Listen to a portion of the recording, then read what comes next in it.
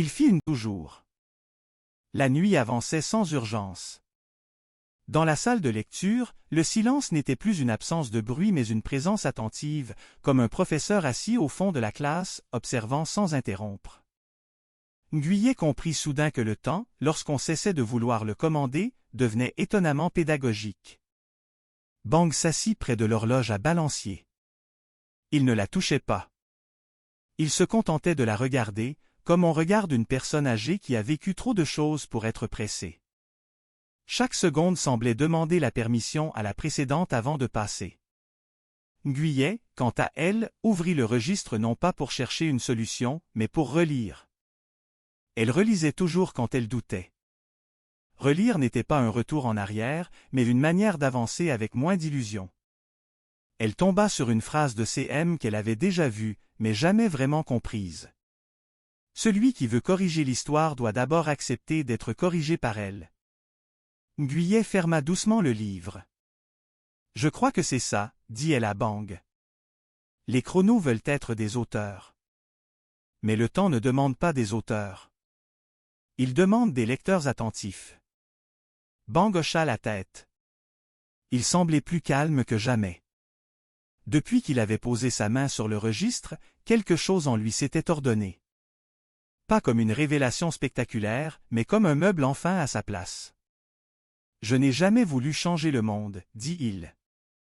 Je voulais juste comprendre pourquoi mon oncle parlait toujours de prudence comme d'une vertu héroïque. Nguyen sourit. Dans les bibliothèques, la prudence est toujours héroïque. Elle évite les incendies, les falsifications et parfois les guerres. Luang, assis un peu à l'écart, nettoyait méthodiquement les tasses de thé. Il le faisait avec un sérieux presque cérémoniel. « Vous savez, dit-il, quand j'étais jeune, je croyais que l'horloge décidait de l'heure. Maintenant je comprends que c'est nous qui décidons d'écouter. » Cette phrase fit sourire Nguyen.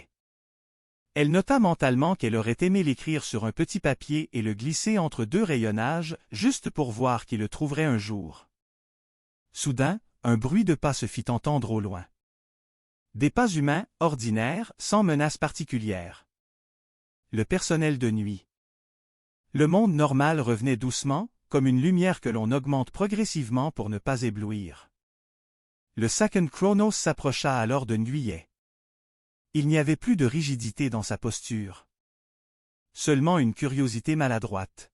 « Je ne sais pas ce que je vais faire après cette nuit, » dit-il. « Mais je sais ce que je ne ferai plus. Je ne forcerai plus une porte sans demander pourquoi elle est fermée. » Nguyen le regarda longuement. Elle ne voyait plus un adversaire, mais un élève en transition. « Alors vous êtes déjà en train de changer, » répondit-elle. « Et c'est beaucoup plus difficile que de voyager dans le temps. » Le chrono hocha la tête. Puis, sans bruit, il recula, comme quelqu'un qui sort d'une salle après un cours marquant, sans vouloir déranger ceux qui restent. Bang regarda Nguyen. « Et maintenant, demanda-t-il, que faisons-nous » Nguyen inspira profondément. « Maintenant, dit-elle, nous faisons ce que font les bibliothécaires depuis toujours. Nous classons, nous protégeons, et nous laissons le monde apprendre à son rythme. » Elle regarda l'horloge. Le balancier bougea enfin, lentement, presque timidement. Une première oscillation. Puis une deuxième. Et enfin, sans éclat, sans emphase, la cloche sonna une fois. Une seule. Pas la septième. Juste une. Luang sourit. Elle se réveille, murmura-t-il. Nguyen sentit une émotion monter. Pas de la peur. Pas de l'excitation.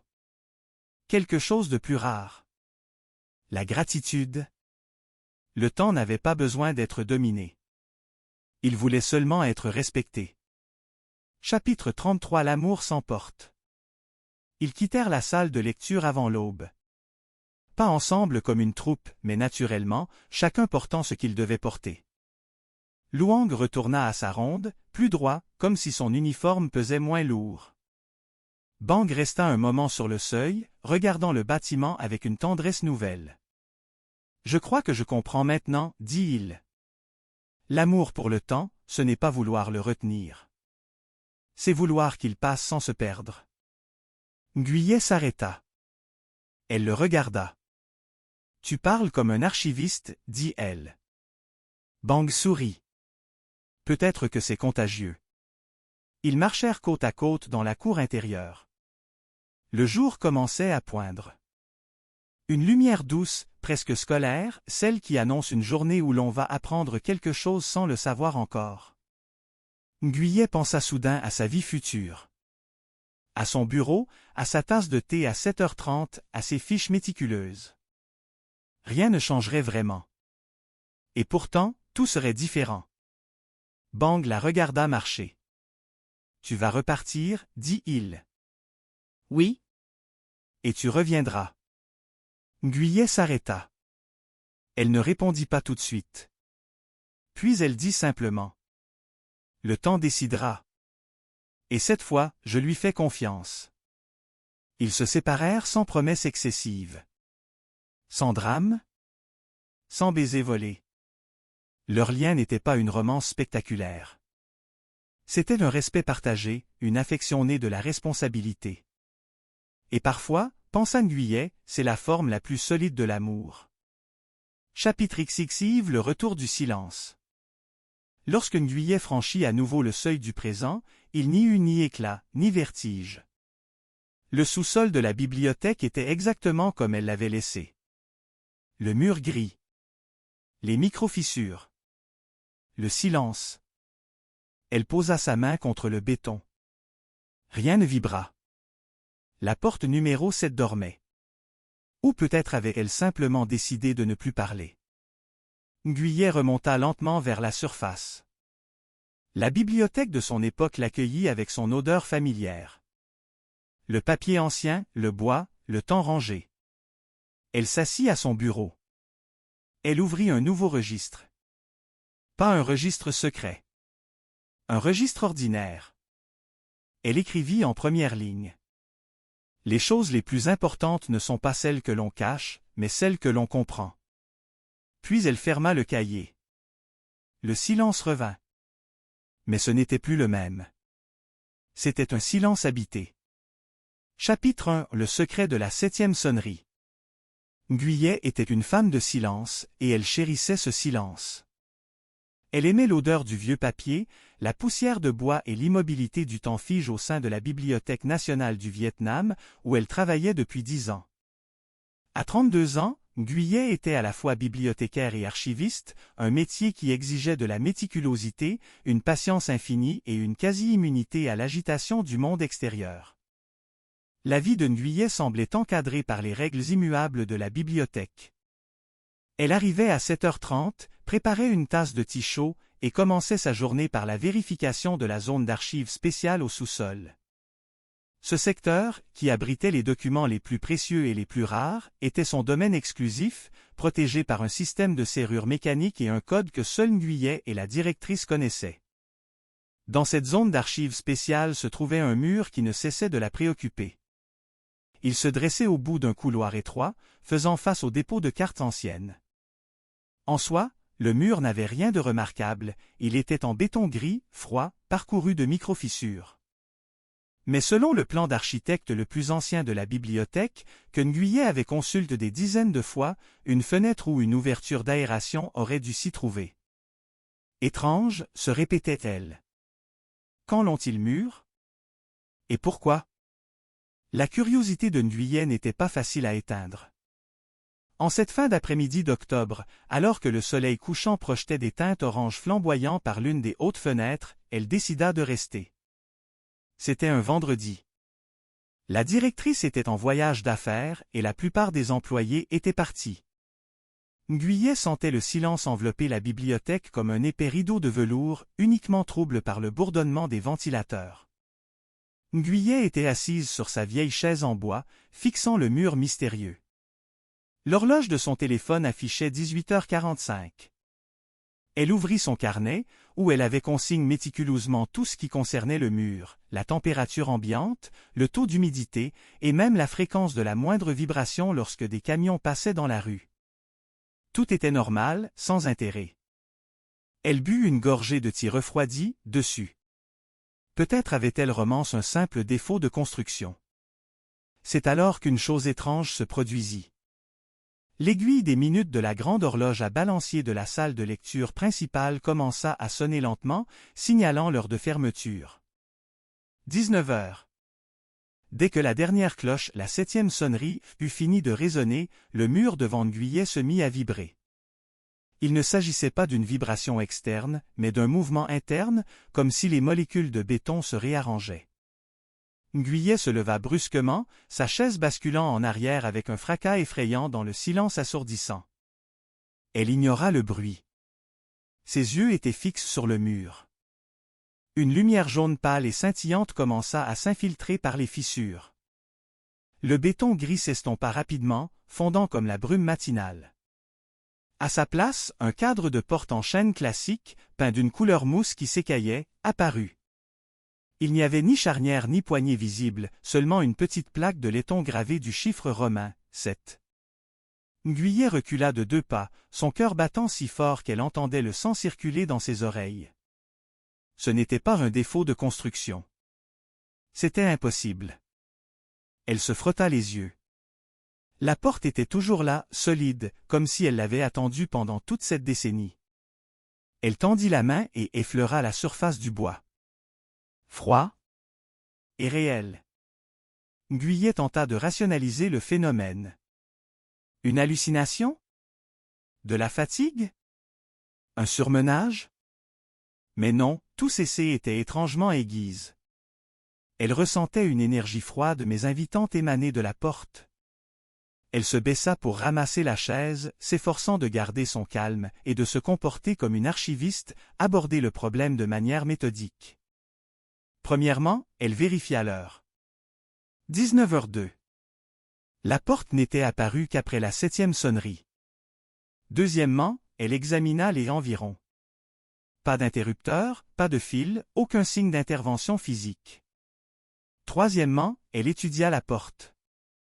La peinture vert-de-gris portait la couleur et la texture du vieux chêne, peut-être centenaire. Nguyen chercha un loquet ou une poignée. Elle remarqua un petit detail, un cercle de bronze noir encastre dans le bois, à portée de main. Ce n'était pas une poignée, mais un trou de serrure, mais pas pour une clé ordinaire. Nguyen toucha le cercle. Il était glacial. Elle se souvint soudain d'un vieux badge qu'elle portait souvent sur sa veste de bibliothécaire. Ce badge était un cadeau de sa grand-mère, ancienne professeure d'histoire, représentant une fleur de lotus stylisée, faite de laiton ancien. Une forte intuition la poussa à agir. Elle détacha le badge, l'insérant avec précaution dans la fente du cercle de bronze noir. Clac! Un bruit mécanique et sec retentit. Le cercle de bronze noir pivota légèrement, et la plaque s'était mis une lueur vert vif. La porte ne s'ouvrit pas vers l'extérieur, mais tourna sur un axe invisible, comme si elle glissait dans le mur. Lorsqu'elle fut complètement ouverte, Nguyen ne vit pas un autre couloir. Au lieu de cela, elle vit une scène complètement différente. Une rue. Ce n'était pas le Hanoï moderne, bruyant de klaxons et de motos. C'était une rue pavée, bordée de vieilles maisons à l'architecture française. De faibles lumières jaunes provenant de lampadaires publics et de l'intérieur des fenêtres se déversaient sur la chaussée humide, rendant l'air brumeux. Les passants étaient rares, mais ils ne portaient pas de vêtements contemporains. Des hommes coiffes de feutre, vêtus de vestons et de pantalons amples. Des femmes en hao des traditionnels aux pans flottants dans le vent, ou des robes européennes d'une décennie révolue. L'odeur du charbon de bois, le parfum de la soupe PHO et l'odeur persistante de la bruine se mélangeaient. Plus important encore, Nguyen aperçut une automobile noire, un modèle de collection qu'elle n'avait vu que dans des livres d'images, garé au bord du trottoir. La plaque d'immatriculation portait une police et un symbole qui, elle en était certaine, n'existait plus. Elle entendit une voix venant de l'autre côté de la porte, « Patron, réunion ce soir encore. Ils veulent qu'on leur remette ce secteur d'ici demain matin. » « On ne peut rien y faire, » répondit une voix grave et fatiguée. Le vent tourne. Au moins, nous avons réussi à conserver ces livres. Nguyen reconnut les mots « réunion »,« remettre » et « le vent tourne ». Elle écarquilla les yeux, serrant le cadre de la porte. Elle était une archiviste et elle connaissait l'histoire de sa bibliothèque. Le jour du transfert de l'administration du secteur de Hanoï au nouveau gouvernement, après les accords de Genève. C'était 1954. Elle se tenait au seuil du temps. La porte numéro 7 ne menait pas à une salle au trésor ou à un passage secret, elle menait à un autre moment, un autre monde. Ngüyé prit une profonde inspiration, sentant l'air froid et charge d'histoire lui pénétrer les poumons. À cet instant, tout ce qu'elle avait connu, le silence, la minutie, les règles immuables, s'évanouit. Elle n'était plus qu'une femme curieuse devant la porte la plus extraordinaire de l'histoire. Elle regarda la rue. Un vendeur de journaux passa à vélo, sa cloche tintant. 19h03. Elle se demande, combien de temps cette porte allait-elle rester ouverte? Ngüyé franchit le seuil d'un pied, sentant la brique humide sous la semelle de sa chaussure en cuir. Froid et légèrement glissant. Elle sortit l'autre pied, s'éloignant complètement de la bibliothèque silencieuse pour entrer dans la nuit de Hanoï de 1954. La première personne que Ngüyé rencontra dans le pass était un homme. Il se tenait à l'ombre d'un auvent, fumant tranquillement, le col de sa veste remonte contre la légère bruine. La lumière d'un réverbère le découpait en silhouette, mais Ngüyé pouvait distinguer un visage fatigue, aux traits fins, encadré par des cheveux qui commençaient à grisonner. Il portait un costume de coupe française qui, malgré son usure, suggérait une certaine dignité. Ngüyé réalisa immédiatement la folie de sa situation. Elle portait son uniforme de travail moderne, un chemisier blanc impeccable, un pantalon noir bien coupe, des lunettes sans monture. Ses vêtements, bien que modestes, hurlaient la modernité, l'efficacité d'une époque que cet homme n'avait pas encore vécue. Elle fit l'effort surhumain de se calmer, mobilisant son instinct de bibliothécaire face à une situation de crise. Les archivistes sont doués pour l'improvisation et la création d'une réalité à partir de fragments épars. « Excusez-moi, monsieur, dit Ngüyé, sa voix tremblante mais audible. » Elle choisit délibérément un ton bas, hésitant, comme celui d'une personne perdue. « Je cherche l'allée Fudoan. On m'a dit que c'était par ici, mais il fait si sombre. » L'homme plissa les yeux et s'approcha, sa cigarette accrochée à ses lèvres. Il la regarda de haut en bas, notant la coupe de ses vêtements, le tissu étrangement lisse. Sa confusion était palpable. « Fudoan? Non, mademoiselle. Vous êtes sur la rue Nguyen-Du. C'est l'ancien institut français, là où l'on garde les documents. Les livres. Et cette heure, pour chercher Fudoan? Ce n'est pas un endroit pour une dame seule. » Il fit une pause, puis ses yeux s'arrêtèrent sur l'entrée étrange derrière elle, la porte qui n'était pas vraiment une porte mais un trou béant dans le temps. Il ne semblait voir qu'une porte en bois ordinaire dans l'obscurité. Il n'y avait aucune stupéfaction dans son regard, seulement de la méfiance. Pour lui, elle sortait d'un bâtiment. « Vous êtes du personnel?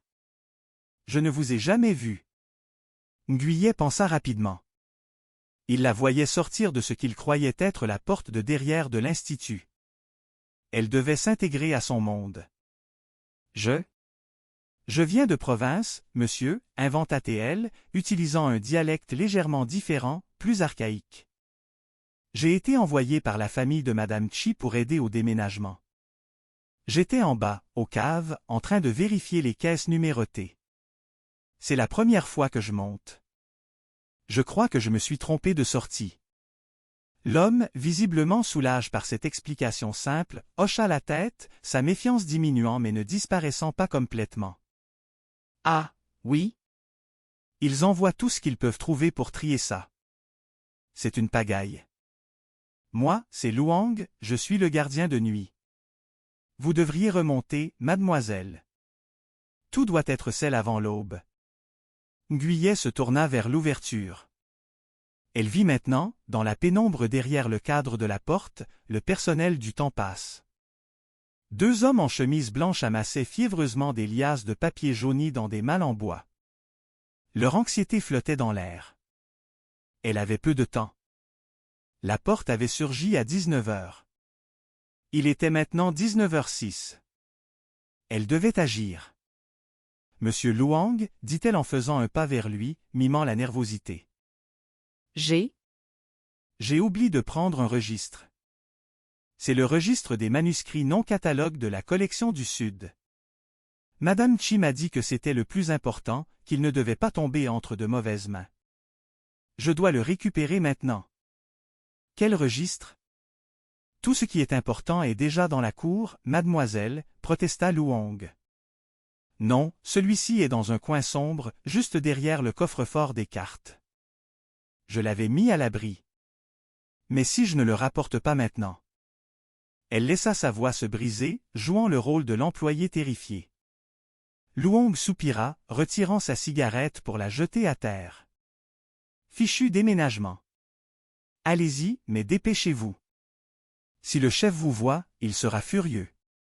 Il est très nerveux à propos de cette transition. Merci, monsieur Luong.